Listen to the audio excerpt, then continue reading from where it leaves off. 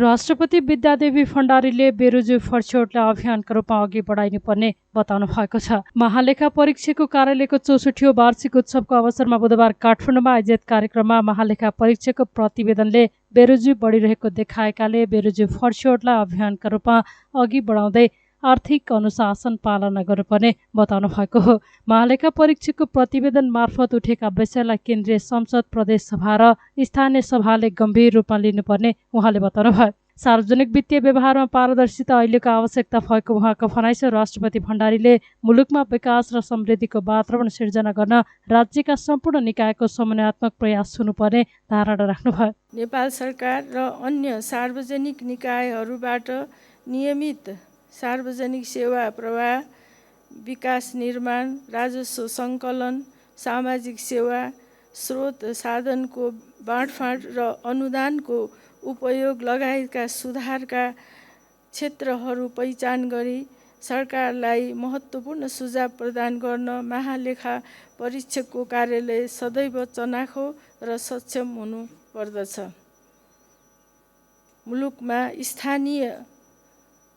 मुलुकमा सङ्घीयता कार्यान्वयन भएपछि सङ्घीय निकायहरूको अतिरिक्त प्रदेश र स्थानीय तहसम्म यस कार्यालयको क्षेत्राधिकार विस्तारित भएको छ। सङ्घीय तथा प्रदेश सरकार र स्थानीय तहबीच संविधान बमोजिम स्रोत र साधनको समुचित बाँडफाँडको अवस्था यथार्थपरक ढङ्गले विश्लेषण गरी आवश्यक सुझाव प्रदान गर्नु पनि यसै कार्यालयको कार्यक्षेत्रभित्र पर्ने भएकोले तिनै तहका सरकारबाट हुने विकास निर्माण र सेवा प्रवाहमा पारदर्शिताको प्रवर्धन गर्न यो कार्यालय सक्षम हुनु पर्दछ। सार्वजनिक वित्तीय व्यवहारमा पारदर्शिता र स्वच्छता हासिल गरी सार्वजनिक प्रशासनमा देखिएका अनियमितता, चुहावट र भ्रष्टाचारजन्य कार्यलाई नियन्त्रण गर्दै मुलुकमा विकास र समृद्धिको वातावरण सिर्जना गर्न राज्यका सम्पूर्ण निकायको एकीकृत र समन्वयात्मक प्रयास हुनु पर्दछ। आर्थिक वर्ष 2077-78 को कारोबार परीक्षण गरी 59औं वार्षिक प्रतिवेदन तयारीको क्रममा रहेको मैले जानकारी पाएको छु। हरेक वर्षका प्रतिवेदनहरूले बेरोजु बढिरहेको पक्ष औँल्याएका छन्। अपेक्षाकृत रूपमा बेरोजु फर्स्यौट भएको देखिँदैन। त्यसैले विगत लामो समयदेखि कायम बेरोजुलाई यसपटक अभियानको रूपमा फर्स्यौट गर्दै आगामी आर्थिक कारोबारहरू गर्दा बेरोजु नहुने व्यवस्था मिलाई आर्थिक अनुशासन पालनामा सबैको ध्यान जानु पर्दछ। त्यस्तै अर्थमन्त्री जनार्दन शर्माले बेरोजु फर्स्यौटलाई सरकारले प्रयास गरिरहेको भन्दै वित्तीय व्यवस्था सुधारलाई प्राथमिकतामा राखिएको बताउनुभयो। सार्वजनिक संस्थाहरूमा आर्थिक अनुशासन कायम गराउन पनि सरकार प्रतिबद्ध रहेको उहाँको भनाइ छ। वर्तमान अवस्थामा महालेखा परीक्षकले संविधान र प्रचलित कानुन अनुसार सुशासन कायम गर्न उल्लेखनीय कार्य गरेको छ। तथापि सार्वजनिक खर्च तथा स्रोतको दुरुपयोग, राजस्वतर्फ भएका चुहावट, हिनामिना, न्यून विजयीकरण, औपचारिक क्षेत्रबाट अर्थतन्त्रमा परेका नकारात्मक असर र सार्वजनिक संस्था र सङ्गठित संस्था सञ्चालनका विषयहरूमा थप ध्यान दिनुपर्ने देखेको छु। एकातर्फ अर्थतन्त्रको आकार दिन प्रतिदिन फराकिलो बन्दै गएको छ भने अर्कोतर्फ आर्थिक गतिविधिका परिसूचकहरूमा उतार चढाव आइरहेको छ। यस अवस्थामा अर्थतन्त्रका समग्र पक्षको गहन अध्ययन, विश्लेषण र मूल्याङ्कन गर्नुपर्ने आवश्यकता देखिएको छ। यसमा महालेखा परीक्षकको तर्फबाट स्वतन्त्र रूपमा अध्ययन विश्लेषण भई सुधारका लागि सुझाव प्राप्त हुने अपेक्षा गरेको छु।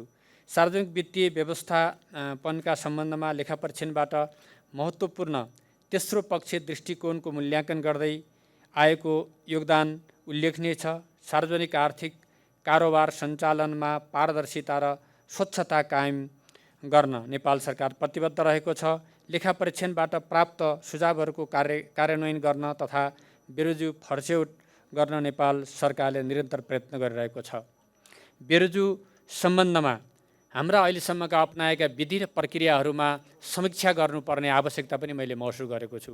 भर्खरै सार्वजनिक लेखा समितिको सभापतिजीले पनि भन्नुभएको छ, यसलाई हामीले कसरी अझ हाम्रा विधि र पद्धतिहरूमा कहाँनिर त्रुटि छ, किन एकपछि अर्को त्यो अझ जटिल बन्दै गइरहेको छ भन्ने कुराको फेरि पनि अध्ययन अनुसन्धान र त्यसको निराकरणको आवश्यकता मैले महसुस गरेको छु। कार्यक्रममा महालेखा परीक्षक टङ्कमणि शर्माले यस वर्षदेखि विद्युतीय प्रणालीबाट गरिएको लेखा परीक्षणको प्रतिवेदन आउने क्रममा रहेको जानकारी गराउनुभयो। उहाँले यस वर्ष बेरोजु फर्सियोटमा उत्साहजनक काम हुन नसकेको बताउनुभयो। लेखा परीक्षकको कार्यालयको स्थापना कालदेखि हालसम्म 58वटा वार्षिक प्रतिवेदन प्रस्तुत भइसकेका छन्। मेरो कार्यकालमा विगत 5 वर्षमा आर्थिक वर्ष 2073-74 देखि 2076-77सम्म 4वटा वार्षिक प्रतिवेदन सम्माननीय राष्ट्रपतिजीको समक्ष, आर्थिक वर्ष 74-75 देखि 76-77सम्मका प्रदेशगत वार्षिक प्रतिवेदनहरू प्रदेश प्रमुखज्यूहरू समक्ष पेश गरिएको छ। स्थानीय तहका लेखा परीक्षण प्रतिवेदन समेत सँगसँगै जारी गरिएका छन्। हाल आर्थिक वर्ष 77-78 लेखा परीक्षण सम्पन्न गरी महालेखा परीक्षकको 59औं वार्षिक प्रतिवेदन, प्रदेशगत वार्षिक प्रतिवेदन र स्थानीय तहका अन्तिम लेखा परीक्षण प्रतिवेदनहरू असार मसान्तसम्ममा पेश गर्ने गरी कार्यतालिका बमोजिम अन्तिम चरणको कार्य भइरहेको म सम्माननीय राष्ट्रपतिज्यू समक्ष जानकारी गराउन चाहन्छु। मैले गत वर्ष कोभिड-19 को व्यवस्थापन र कारोबारको परीक्षण गरी छुट्टै विशेष प्रतिवेदन पेश गरेको थिएँ। यस वर्ष पनि गत वर्ष जस्तै सङ्घ, प्रदेश र स्थानीय तहको नियमित कारोबारको अतिरिक्त प्रतिवेदनहरूको अतिरिक्त कोभिड-19 महामारीको व्यवस्थापन र कारोबारको छुट्टै प्रतिवेदन पेश गर्ने गरी तयारीको कार्य भइरहेको छ। कोभिड-19 को महामारीको कहालीलाग्दो र त्रासदीपूर्ण वातावरणबाट करोडौँ मानिसलाई सङ्क्रमित भई लाखौँको मानवीय क्षति एवं वित्तीय स्रोत बेहोरेर भए पनि त्यसलाई तत्कालको लागि परास्त गरेका छौँ। नेपालमै 11,000 भन्दा बढी मानिसको ज्यान गएको छ। यसको हामीले लेखाजोखा राखेका छौँ। यो विषय संसद, नागरिक समाज, सञ्चार जगत, आम जनसमुदायको चासोको विषय रहेकोले हामीले यस विषयलाई विशेष लेखा परीक्षण गरी प्रतिवेदन तयारी गरी सम्माननीयज्यू समक्ष पेश गर्न थालेका छौँ। उहाँले सार्वजनिक निकायको सुशासन बहालीका लागि महालेखा परीक्षकको कार्यालयको प्रतिवेदन पूर्ण रूपमा कार्यान्वयन हुनुपर्नेमा जोड दिनुभयो।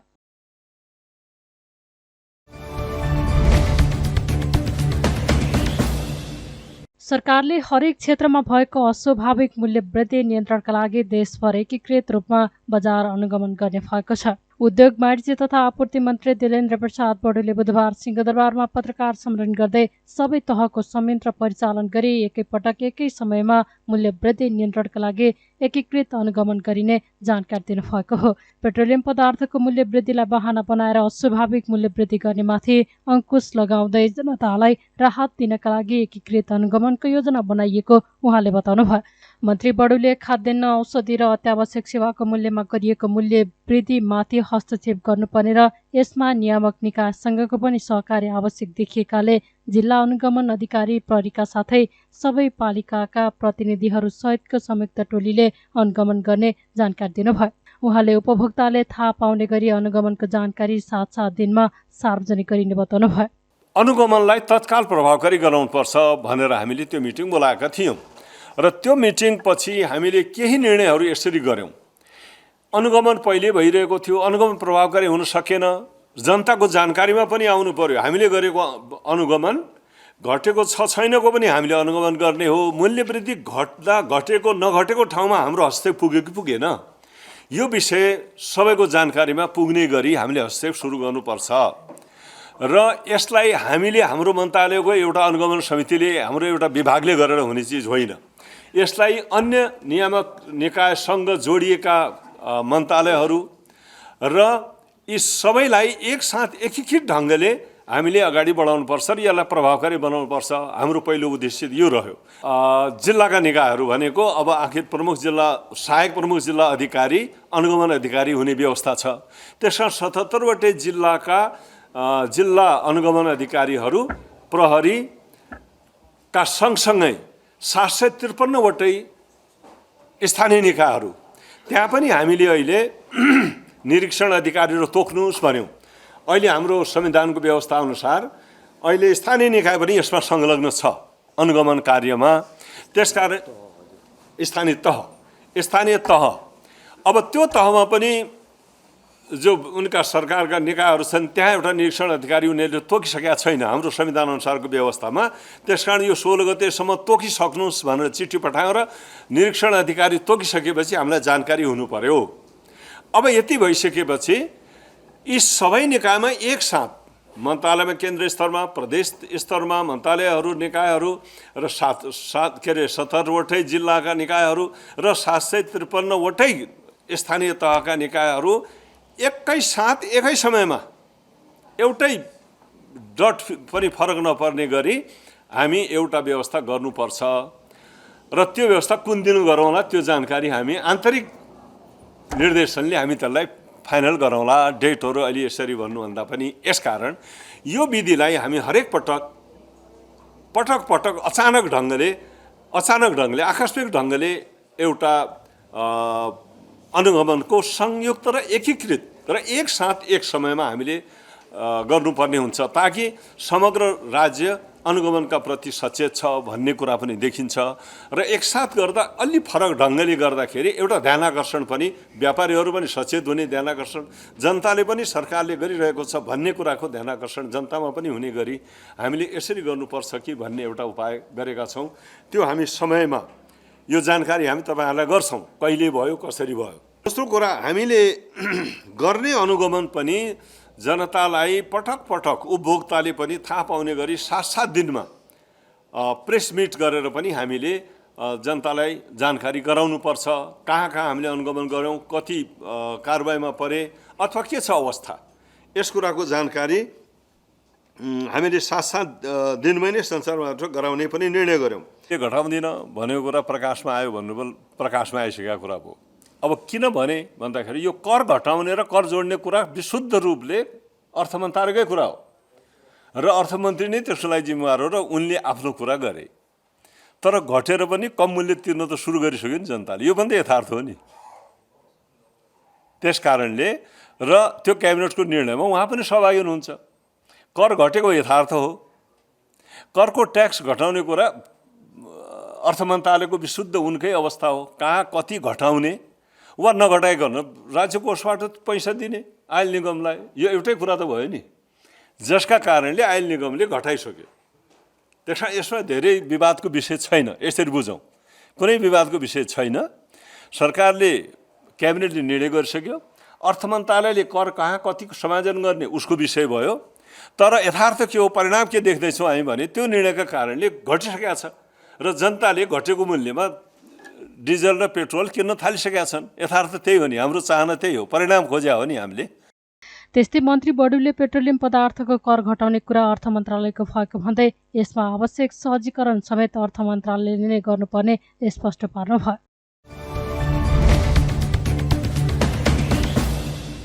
सरकारले विभूषणमा प्रयोग हुने सुनको परिमाण घटाउने निर्णय गरेको छ। बुधबार सिंहदरबारमा मन्त्री परिषद बैठकका निर्णय सार्वजनिक गर्दै सरकारका प्रवक्ता ज्ञानेन्द्र बहादुर कार्कीले विभूषणमा प्रयोग हुने सुनको परिमाण घटाउने र बनावट हेरफेरका लागि स्वीकृति दिने निर्णय गरेको जानकारी दिनुभयो। बैठकले उपत्यकाभित्रका प्रसारण लाइन तथा सब स्टेसनहरूमा संरचनागत सुधार, स्तर उन्नति र विस्तार गर्नका लागि जग्गा प्राप्ति गर्ने र प्रारम्भिक कारबाही चलाउने अधिकारी तोक्ने निर्णय गरेको छ। त्यस्तै सशस्त्र प्रहरी दोस्रो संशोधन नियमले 2079 को मस्यौदा उप लोकसेवा आयोगको परामर्श लिने र मध्य भुटेकोशी जलविद्युत आयोजनाको 220 केबी प्रसारण लाइनको लागि वन क्षेत्र प्रयोग गर्न दिने निर्णय भएको प्रवक्ता कार्कीले जानकारी दिनुभयो। त्यस्तै बैठकले कार्बन उत्सर्जन न्यूनीकरण खरिद सम्झौता गर्न वार्ता टोली गठन गर्ने र भेडेटार स्काई वाक निर्माणका लागि राष्ट्रिय वन क्षेत्र प्रयोग गर्न दिने उहाँले बताउनुभयो। कार्य सम्पादन करार निर्देशिका 2079 स्वीकृत गर्ने, वीरगञ्ज सिमरा पोखरिया प्रसारण लाइनको टावर तथा सब स्टेसनको लागि जग्गा प्राप्ति गर्ने र प्रारम्भिक कारबाही चलाउने अधिकारी तोक्ने, उपत्यकाभित्रका प्रसारण लाइन तथा सब स्टेसनहरूमा संरचनागत सुधार, स्तर उन्नति तथा विस्तार गर्नका लागि जग्गा प्राप्ति गर्ने र प्रारम्भिक कारबाही चलाउने अधिकारी तोक्ने, विभूषणमा प्रयोग हुने सुनको परिमाण घटाई बनावट हेरफेर गर्न स्वीकृति दिने, सशस्त्र प्रहरी दोस्रो संशोधन नियमावली 2079 को मसौदा उप लोकसेवा आयोगको परामर्श लिने।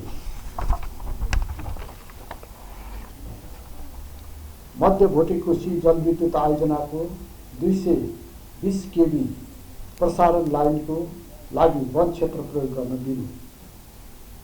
कार्बन उत्सर्जन न्यूनीकरण खरिद सम्झौता गर्न वार्ता टोली गठन गर्ने। भेडेटार स्काईवक निर्माणको लागि राष्ट्रिय वन क्षेत्र प्रयोग गर्न दिने। महाकाली पुल आयोजना क्षेत्रमा रहेका रुखहरू हटाउने सम्बन्धमा बृहत्तर जनकपुर क्षेत्र विकास परिषदको अध्यक्षमा श्री शीतल साहु पूर्वी धनुषालाई नियुक्त गर्ने। निजामती सेवा पुरस्कार सिफारिस समितिको सदस्य तोक्ने। श्रेणीविहीन स्थायी कार्यालय सहयोगी पदका कर्मचारीहरूको सेवा समूह र पद परिवर्तन गर्ने। धन्यवाद। मन्त्री परिषदले बृहत्तर जनकपुर क्षेत्र विकास परिषदको अध्यक्षमा धनुषाका शीतल साहुलाई नियुक्त गर्ने निर्णय गरेको छ भने श्रेणीविहीन स्थायी कार्यालय सहयोगी पदका कर्मचारीहरूको सेवा समूह र पद परिवर्तन गर्ने निर्णय भएको प्रवक्ता कार्कीले जानकारी दिनुभयो।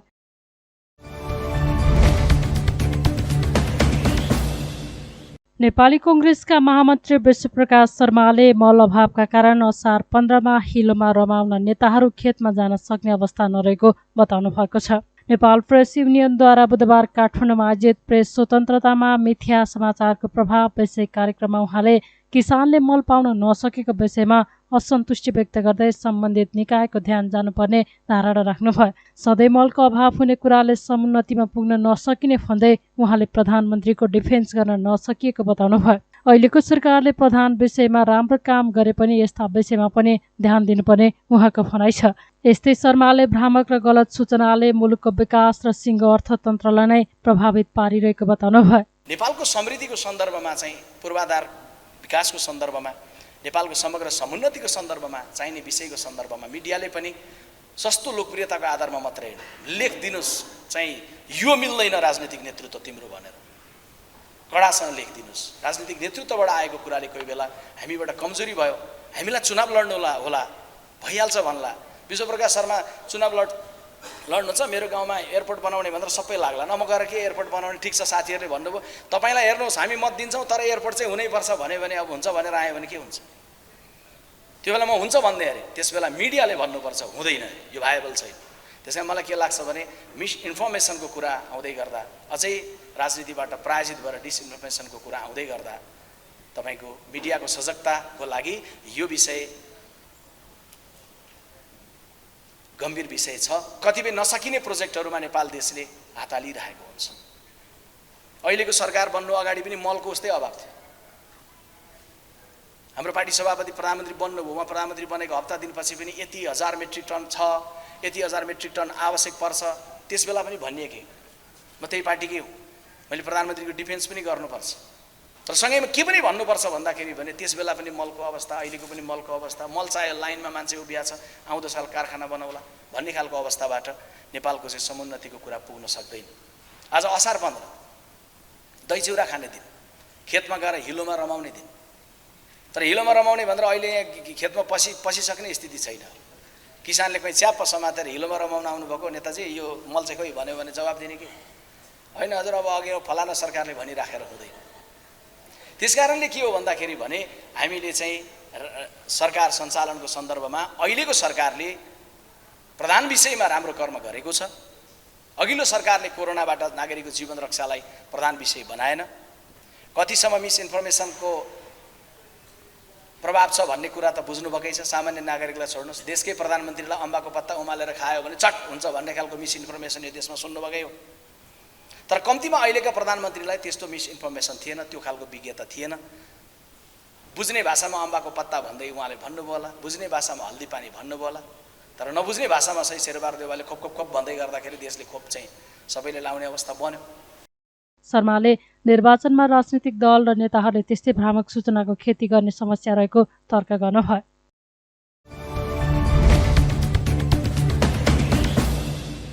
नेकपा एमालेका अध्यक्ष केपी शर्मा ओलीले कृषि योग्य जमिनको सदुपयोग गर्नुपर्नेमा जोड दिनु भएको छ।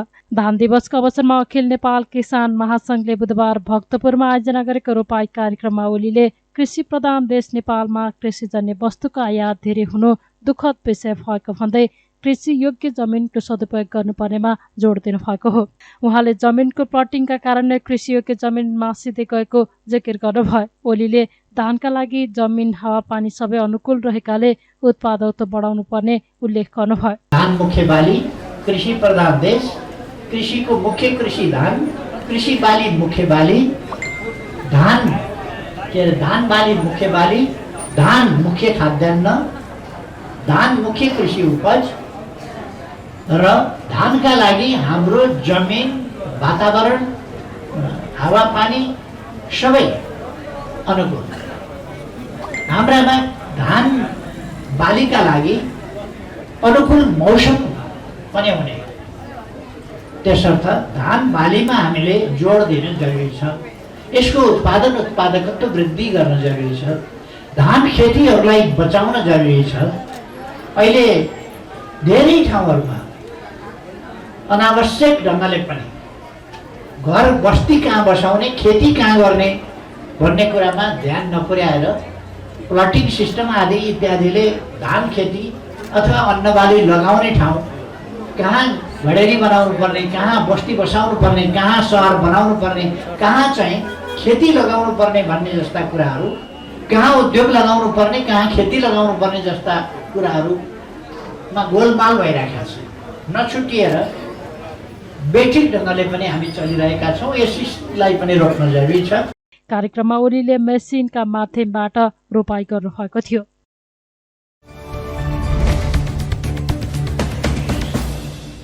नेकपा माओवादी केन्द्रका अध्यक्ष पुष्पकमल दाहाल प्रचण्डले समाजवादको यात्रातिर देशलाई डोर्याउन माओवादी आन्दोलनलाई एकीकृत गर्नुपर्ने बताउनु भएको छ। बुधबार माओवादी कार्यालय पेरिस टाढामा आयोजित पार्टी प्रवेश कार्यक्रममा प्रचण्डले देशमा समाजवादको आधार तयार गर्दै मुलुकलाई समृद्धिको बाटोतर्फ अघि बढाउनका लागि सबै माओवादी घटकहरूले आफ्नो कमजोरी आत्मसमीक्षाका साथ एकीकृत हुनुपर्ने बेला आएको बताउनु भएको हो। प्रचण्डले विप्लव, धर्मेन्द्र वास्तुला, मोहन वैद्य लगायतका नेताहरूलाई एकै ठाउँमा ल्याउने प्रयास भइरहेको जानकारी पनि दिनुभयो। क्रान्तिको खोजी गर्ने मोहन वैद्य र विप्लवको नियतप्रति आफ्नो शङ्का नभएको तर चाहनाले मात्रै क्रान्ति नहुने उहाँको भनाइ छ। प्रचण्डले माओवादीहरू एकजुट हुनुपर्ने दबाव जनता र कार्यकर्ताहरूबाट आएको उल्लेख गर्दै जनता नै इतिहासका निर्माता भएको आफूहरूले भन्दै आएको बताउनु भयो। त्यस्तै उहाँले तत्कालीन नेकपामा केपी ओली प्रवृत्ति नेतृत्वमा रहँदा प्रतिगमनतर्फ जाने खतरा भएकाले आफूहरूले विद्रोह गर्नु परेको तर्क गर्नुभयो। एमालेभित्र केपी ओली नहुने हो भने हजारौँलाई समाजवादको यात्रामा डोर्याउन सकिने आफ्नो 3 वर्षको अनुभव रहेको उहाँले बताउनुभयो। आफूहरूले नेकपा एमालेमा समाजवादको बिउ रोपेर आएको भन्दै त्यो केही समयपछि फुल्ने र फल्ने समेत प्रचण्डले बताउनुभयो। क्रान्ति फेरि पनि वर्गको कर्म हो। ठोस परिस्थितिको ठोस विश्लेषण र विचारको सहीपना बिना चाहनाले मात्रै क्रान्ति हुन सक्दैन। यथार्थ फेरि पनि त्यो अनुभव जो वैद्यजीले या विप्लवजीको नेतृत्वमा भएका साथीहरूले जो अनुभव हासिल गर्नुभयो त्यो अनुभव नेपालको कम्युनिस्ट आन्दोलनको क्रान्तिकारी आन्दोलनकै एउटा अनुभवको रूपमा इतिहासमा रहनेछ। त्यसलाई निषेधित गर्ने गल्ती मैले चाहिँ गर्ने छैन। त्यो पनि हाम्रै अनुभव हो। त्यहाँ पनि रगत पसिना बगेको छ। त्यसलाई पनि हामीले आफ्नो अभियानको एउटा कडीको रूपमा जोड्नै पर्ने हुन्छ। त्यसकारण म के भन्न चाहन्छु भने यदि एकचोटि फेरि हामी सबै माओवादीहरूले आत्मसमीक्षा गरेर यो देशको राष्ट्रिय एकताको र स्वाधीनताको निम्ति, समाजवादको आधार निर्माणको निम्ति र जनतालाई राहत, विकास र समृद्धिको एउटा नयाँ यात्रातिर नेतृत्व गर्ने दायित्व हामीले पुरा गर्ने हो भने हामी सबभन्दा पहिला एक ठाउँमा उभिन जरुरी छ। हामी सबै एक ठाउँमा उभिएर जनतालाई अपिल गर्ने हो भने मलाई अहिले पनि पुरै विश्वास छ कि देशको अत्यधिक ठुलो सङ्ख्याको जनताले हामीलाई साथ दिनेछ र हामी विजयी हुनेछौँ। कसैले हाम्रो विजयलाई रोक्न सक्ने छैन। यो विश्वास म व्यक्त गर्न सक्दछु। ती शहीदहरू शहीद नै हुन्। ती बन्दी साथीहरू रिहा गर्नको निम्ति मैले मेरो ठाउँबाट जोड गरेकै छु। गठबन्धनमा पनि सरकारसँग पनि ती सबै बन्दी रिहा गर्न बारेमा कुरा भइराखेको छ र क्रमशः रिहाको प्रक्रिया अगाडि बढी पनि राखेको छ। त्यसकारण म अब कोही साथीहरू, चाहे विप्लवजीको नेतृत्वमा बाँकी रहेका साथीहरू या धर्मेन्द्र हेमन्तको नेतृत्वमा बाँकी रहेका साथीहरू या वैद्यजी लगायतका साथीहरूलाई पनि एकचोटि गम्भीर आत्मसमीक्षा गरौँ। ठोस वस्तुको ठोस विश्लेषण मार्क्सवादको आत्मा हो भनेर लेनिनले निकै जोड दिएर भन्ने गर्नुहुन्थ्यो। हामी सबैले भन्थ्यौँ। सबैले आफ्नो कमजोरी स्वीकार्ने आँट गरौँ, आफ्नो कमजोरी स्वीकार्ने आँट गरौँ र एक ठाउँमा ल्याएर एउटा नयाँ विश्लेषण र संश्लेषण गरौँ र यो देशको राष्ट्रिय स्वाधीनताको रक्षा सुदृढीकरणको एउटा महाअभियानमा हामी अगाडि बढौँ। समाजवादको आधार निर्माण गर्ने अभियानमा अगाडि बढौँ। मलाई खुसी छ अहिले क्रमशः सबैतिर एउटै चेतनाको विकास भएको छ। माओवादी पहिला एक ठाउँमा हुनै पर्छ, सबैतिर छ यो, यसलाई अब कसैले थेक्न सक्दैन। मैले पनि यो भावनालाई सम्मान गर्न सकिनँ भने मैले पनि थेक्न सक्दिनँ। केपी ओली प्रवृत्ति नेतृत्वमा हुँदा धेरै ठुलो प्रतिगमन निरङ्कुशता जाने खतरा पैदा भयो। हामीले विद्रोह गर्नु पर्यो। तर त्यो प्रवृत्ति त्यहाँ नहुने हो, त्यो नेतृत्व नहुने हो भने अरू हजारौँ कार्यकर्तालाई आरामसँग समाजवादको यात्रामा डोर्याउन सकिन्छ भन्ने मेरो विश्वास छ। मैले 3 वर्षको अनुभव जे गरेँ त्यो 3 वर्षको अनुभव भनेको एमाले भित्रका पनि हजारौँ कार्यकर्ताहरूलाई, नेताहरूलाई एकीकृत र केन्द्रीकृत गरेर लान सकिँदो रहेछ भन्ने अनुभव हो, सकिँदो रहेनछ भन्ने अनुभव होइन। तपाईँहरूलाई लाग्न सक्छ सकिएन नि त, बिग्रियो नि त भन्ने लाग्न सक्छ, तर त्यहाँ बिउ रोपिएको छ। हामी माओवादीले बिउ रोपेर आएका छौँ। हेर्नु होला केही समयपछि त्यो फुल्छ फल्छ। त्यसकारण त्यो जिम्मेवारी हामीले पुरा गर्नुपर्ने छ। कार्यक्रममा विप्लव नेतृत्वको नेपाल कम्युनिस्ट पार्टीका पोलिट ब्युरो सदस्य ओम प्रकाश पुन सहितका नेता कार्यकर्ता नेकपा माओवादी केन्द्रमा प्रवेश गरेका थिए।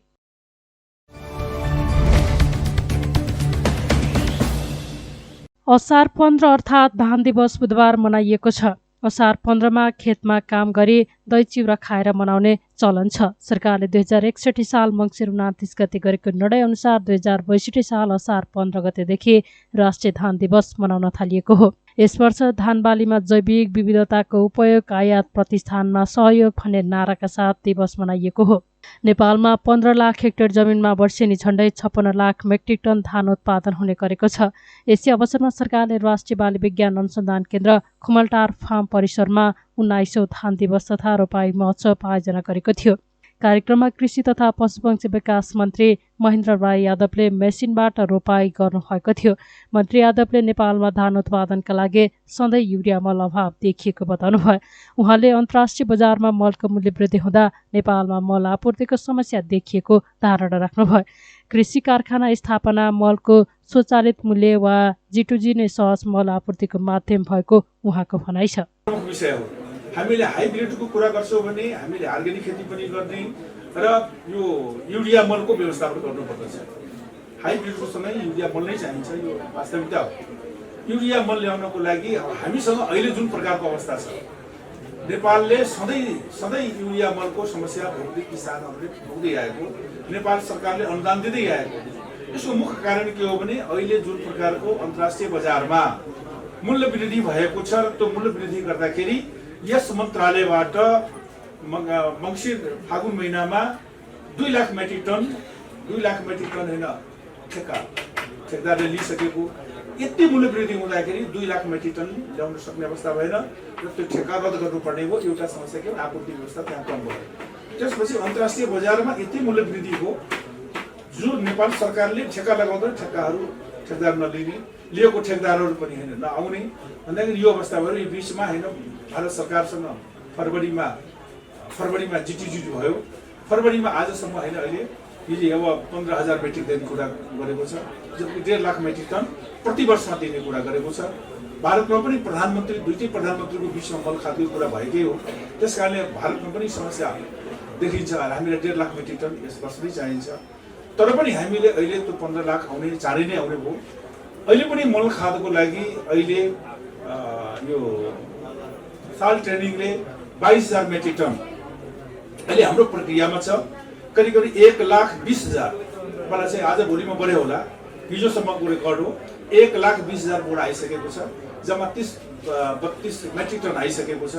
भन्दाखेरि त्यो 22,000 मेट्रिक टन डिएपीको समस्या छैन, डिएपी अहिले पनि आइरहेको छ। कृषि सामग्रीले 30,000 मेट्रिक टन ल्याउने प्रक्रियामा छ।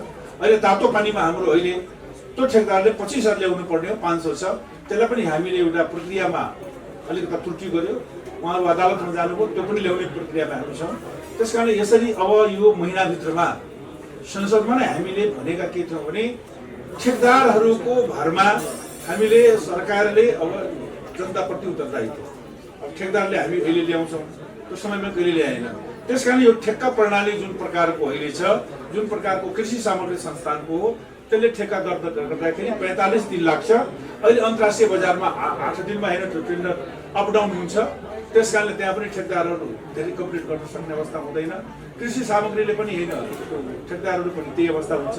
त्यस कारण यसको विकल्प भनेको कृषि कारखाना नै स्थापना हो, एक।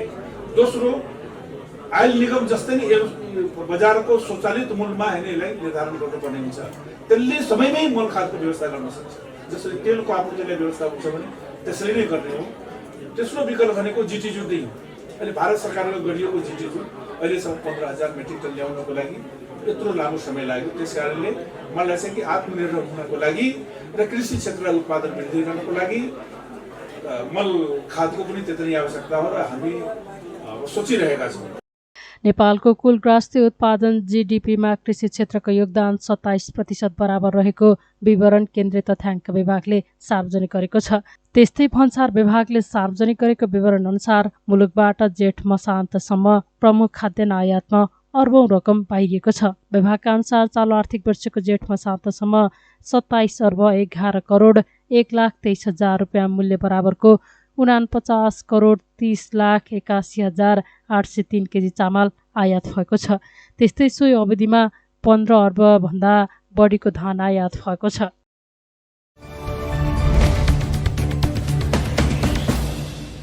नेपाल राष्ट्रिय व्यवसायी महासंघले चीनसँग जोडिएका नेपाली भन्सार नाकामा नेपाली व्यवसायलाई सहज रूपमा आवतजावतको व्यवस्थाका लागि पहल गर्न आग्रह गरेको छ। बुधबार काठमाडौँमा चीनका लागि नेपालका नवनियुक्त राजदूत विष्णुपुकार श्रेष्ठलाई विदाई एवं सम्मान गर्दै महासंघले केरुङ तातोपानी लगायतका नाकामा आवतजावतका लागि सहजीकरणका लागि पहल गर्न आग्रह गरेका हुन्। सो क्रममा राजदूत श्रेष्ठले व्यवसायीलाई परेको समस्या आम देशवासीको समस्यालाई प्राथमिकतामा राख्ने बताउनुभयो।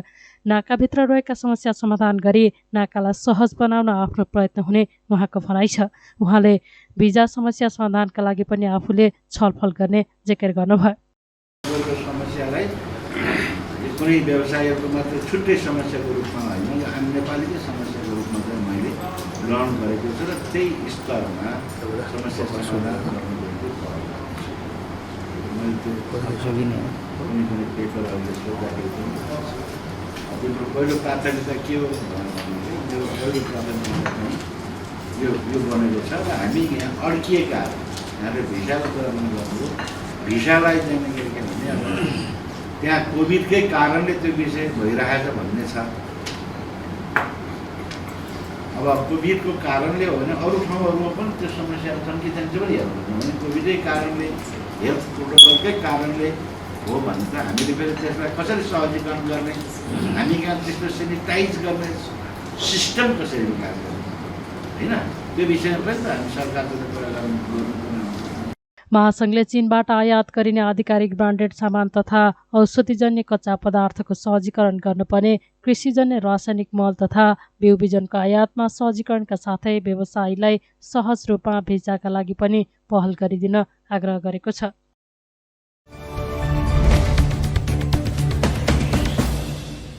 गृहमन्त्री बालकृष्ण खाँडले नागरिकता सम्बन्धी विधेयक पारित गर्नका लागि उच्च तहमा छलफल भइरहेको बताउनु भएको छ। बुधबार प्रतिनिधि सभा अन्तर्गतको राज्य व्यवस्था तथा सुशासन समितिको बैठकमा गृहमन्त्री खाँडले नागरिकता सम्बन्धी विधेयक पारित गर्नका लागि सांसदहरूको तहमा र उच्च राजनीतिक तहमा छलफल भइरहेको जानकारी दिनुभयो। उहाँले सो विधेयकको सम्बन्धमा निष्कर्ष निकाल्नुपर्ने अवस्था रहेको बताउनुभयो। गृहमन्त्री खाँडले आगामी दिनमा एकीकृत सामाजिक सुरक्षा ऐन बनाउने सम्बन्धमा सरकारले गृह कार्य गर्ने उल्लेख गर्नुभयो। त्यस्तै उहाँले आउने दिनमा गृह मन्त्रालयले यसका सन्दर्भमा गृह कार्य पनि गर्ने उल्लेख गर्नुभयो। गृहमन्त्री खाँडले सामाजिक सुरक्षा ऐन 2075लाई संशोधन गर्न बनेको विधेयकलाई पनि छिट्टै पारित गर्नुपर्ने बताउनुभयो। सामाजिक सुरक्षा ऐन 2075लाई संशोधन गर्नु भनेको विधेयकलाई अब हामी सबैको साझा प्रयत्नले यो समयमै पास हुनेछ भन्ने विश्वास हो।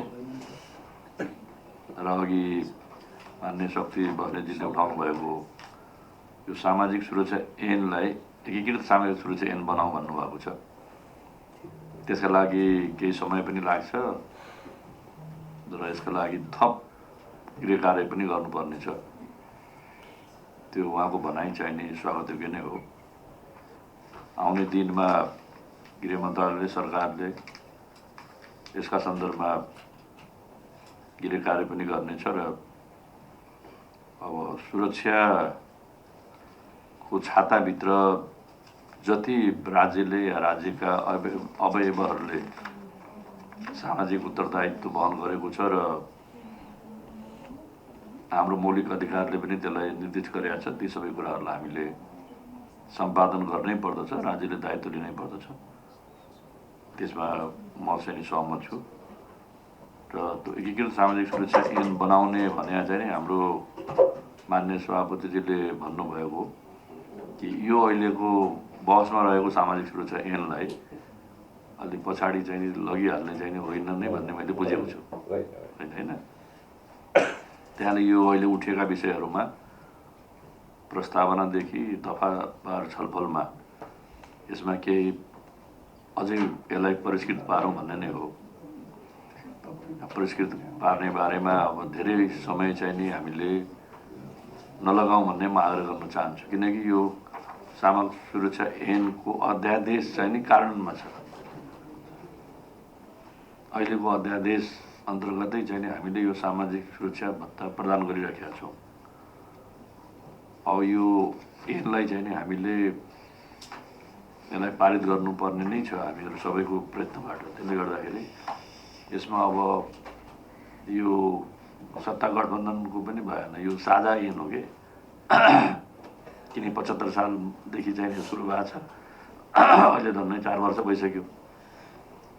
अब त्यसले गर्दाखेरि यो सरकार भनेको कहिले को थियो भन्ने भन्दा पनि सरकारको निरन्तरता हो। उहाँले संसदीय समितिहरूलाई प्रभावकारी बनाउन सरकार सकारात्मक सहयोग गर्न तयार रहेको जिकिर गर्नुभयो।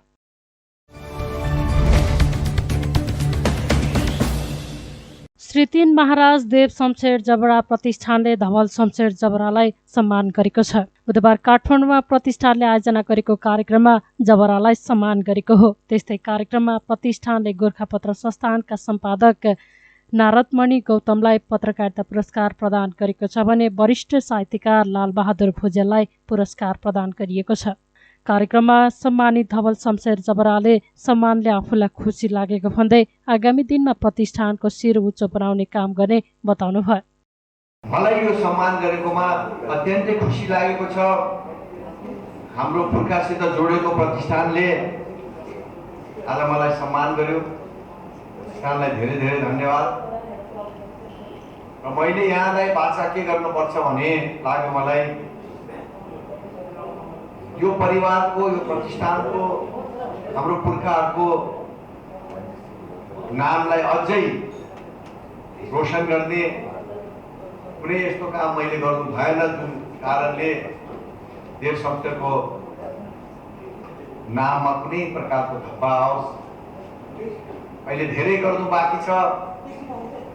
यो गर्ने क्रममा कुनै बेला कुनै ठाउँमा देव शमशेर महाराजको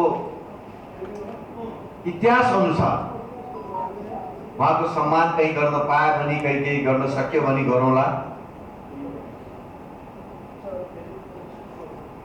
र अहिले यहाँ धेरै बोलिराख्नुपर्ने केही पनि छैन। वरिष्ठ व्यक्तित्वज्यूहरू यहाँ हुनुहुन्छ, आफ्नो आफ्नो फिल्डमा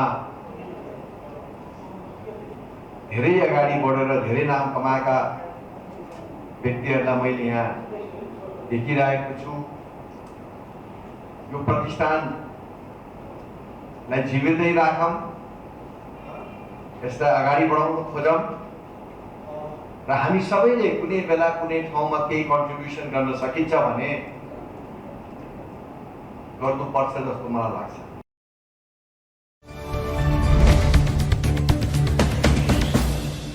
गृहमन्त्री बालकृष्ण खाँडले विपद प्रभावितको खोज, उद्धार, राहत र पुनर्स्थापनाका लागि तयारी अवस्थामा रहन निर्देशन दिनुभएको छ।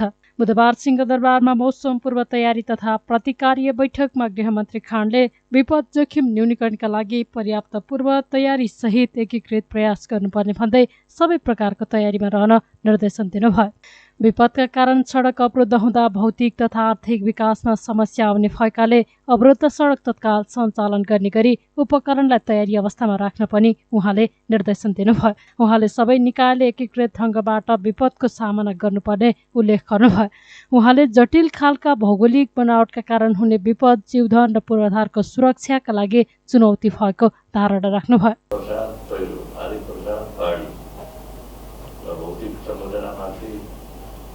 गम्भीर क्षति हामीले व्यवधान गरेको छ। त्यस कारणले हामीले यसको पूर्व तयारी गरेर सामना गर्नको लागि एकजुट प्रयास गर्नु नै यो चाहिँ सबभन्दा ठुलो अहिलेको चाहिँ हाम्रो दायित्व हो। केही दिन अगाडि मात्रै पनि हामीले एउटा बैठक बसेर प्रतिकारको सम्बन्धी कार्यनीति पनि बनाएको थियौँ। अहिले फेरि वर्षा चाहिँ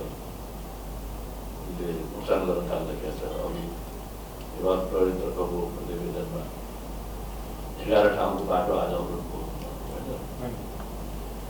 अब यो बाटो अवरोध हुँदाखेरि अहिले अलिअलि नै भन्दा जस्तै अब भौतिक विकास र आर्थिक क्रियाकलाप पनि गम्भीर क्षति पुऱ्याउँछ। अनि मानवीय अत्यावश्यक चाहिँ गतिशीलता पनि त्यसले सबै पारिदिन्छ। फेरि बिरामीदेखि लिएर अन्य महत्त्वपूर्ण कार्यका लागि घरबाट निश्चित गन्तव्यका लागि प्रस्थान गरेका नागरिकहरूको यात्रा पनि अवरोध हुन्छ। एकातिर धनजनको नोक्सान हुने, विपदमा परेर चाहिँ जीवन जाने जोखिम त्यति नै छ र सुरक्षित यात्रालाई पनि त्यसले गम्भीर प्रभाव पारेको छ। त्यस कारणले गर्दाखेरि हामीले ठाउँ ठाउँमा चाहिँ पूर्व तयारी गरेर बस्ने र हाम्रा इक्विपमेन्ट्सहरू पनि उपलब्ध छन्, तिनलाई पनि तयारी अवस्थामा राख्ने र कहीँ त्यस्तो खालको प्रभाव परिहाल्यो भने तत्काल चाहिँ राज्य त्यहाँ पुगेर त्यसको गर्नुपर्ने चाहिँ भूमिका निर्वाह गरिन्छ। अब त्यस क्रममा अब नेपाल दूरसञ्चार धेरै ठुलो भूमिका रहेको छ। कहिलेकाहीँ के हुन्छ भने आपतको बेलामा सूचना सञ्चार चाहिन्छ।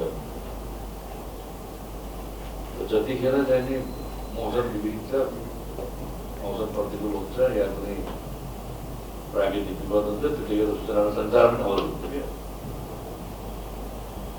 अब त्यो हाम्रो मानवीय कमजोरी भन्दाखेरि पनि अब कहीँ तार टुट्या होला, कहीँ चाहिँ तपाईँलाई पोल भाँच्या होला, रुख भाँच्यो, रुखले पनि बिजुली पोल थिच्छ। त्यसलाई पनि हामीले तत्कालका लागि त जे जस्तो अवस्था छ त्यही अवस्थालाई नै सामना गरेर छिटो चाहिँ तपाईँलाई राहत पुऱ्याउने र छिटो चाहिँ सामान्यकरण गर्ने, सहजीकरण गर्ने नै हो हाम्रो दायित्व। बैठकमा राष्ट्रिय विपद जोखिम न्यूनीकरण तथा व्यवस्थापन प्राधिकरणका कार्यकारी प्रमुख अनिल पोखरेलले विपद जोखिम न्यूनीकरणका लागि एकीकृत रूपले परिचालन हुनुपर्नेमा जोड दिनुभयो।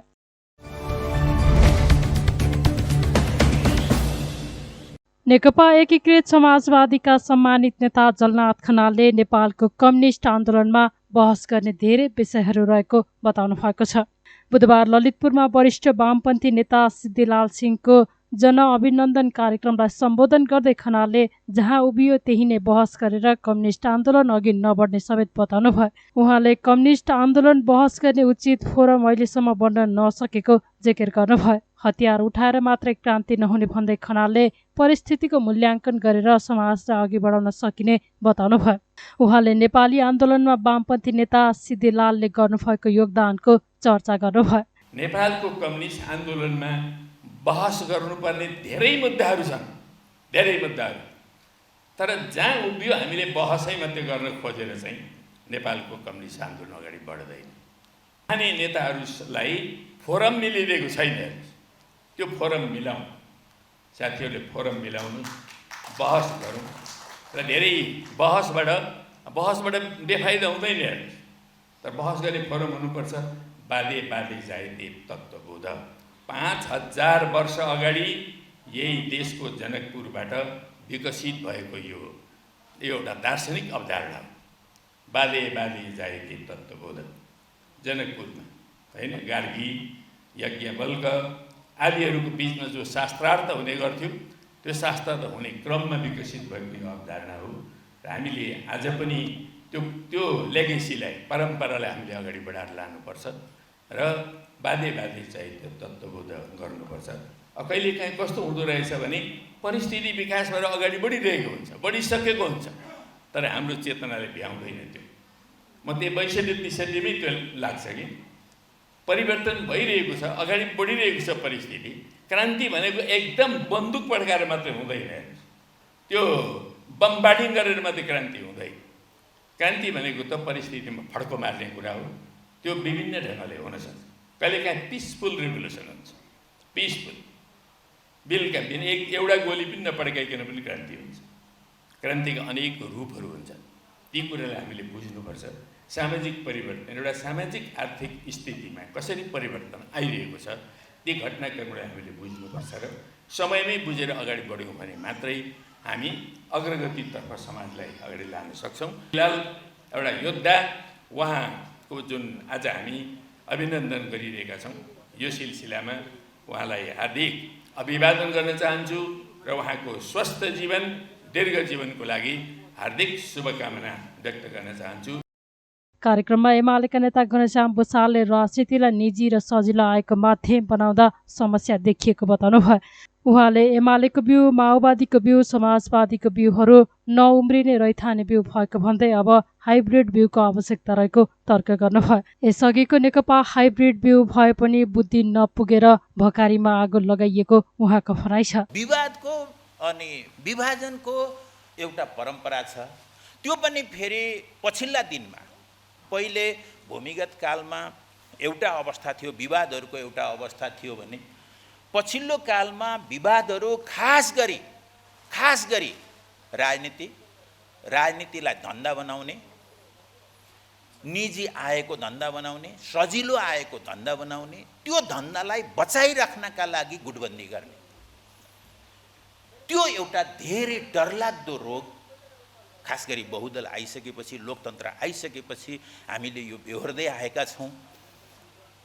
यसरी हेर्दाखेरि आज पहिलो ठुलो पार्टीको भन्दा त्यो कम्युनिस्ट पार्टी, कमरेड सिद्धिलालहरूले बनाएको पार्टी, तेस्रो ठुलो पार्टीको त्यो उहाँहरूले बनाएको पार्टी, पाँचौँको हो, छैठौँको हो, सातौँको हो भन्दाखेरि सबै कम्युनिस्ट पार्टी। तर कम्युनिस्ट पार्टी, यसका कार्यकर्ता, यसका शुभचिन्तक, यिनीहरूको आज मुलुकमा जुन अवस्था छ, जुन कम्युनिस्ट पार्टीले गर्न सक्ने कामहरू जे थिए, तिनको जे हालत छ, यो विभाजनको जुन हालत छ, यिनीहरू एक ठाउँमा जुट्दा 60-70% हुन्छ, तर फुटेर आफ्नै घरमा आगो लाएर त्यसमा त्यो आगोमा आङ सेकेर एक अर्कोमा गाली गरेर हामीले आज धेरै नराम्रो काम गरेका छौँ। यो हामीले एमालेमा बिउ रोपेका छौँ, हेर्नु होला 2-3 वर्षमा फल्छ भनेर, त्यो एउटा खास एउटा धारालाई सङ्गठित गर्नका लागि, उहाँले त्यसलाई उत्साहित गर्नका लागि जे भन्नुभएको छ, यसलाई सम्मानै गर्नुपर्छ। तर आजको आवश्यकतालाई उहाँले पनि अझै राम्ररी बुझ्नु भएन। माओवादीको बिउ, नेकपा एमालेको बिउ, त्यो समाजवादीको बिउ, कमरेड सीपीको बिउ, कमरेड फलानाको बिउ, अब यी बिउहरू उम्रन्नन्। यी नउम्रने बिउहरू हो।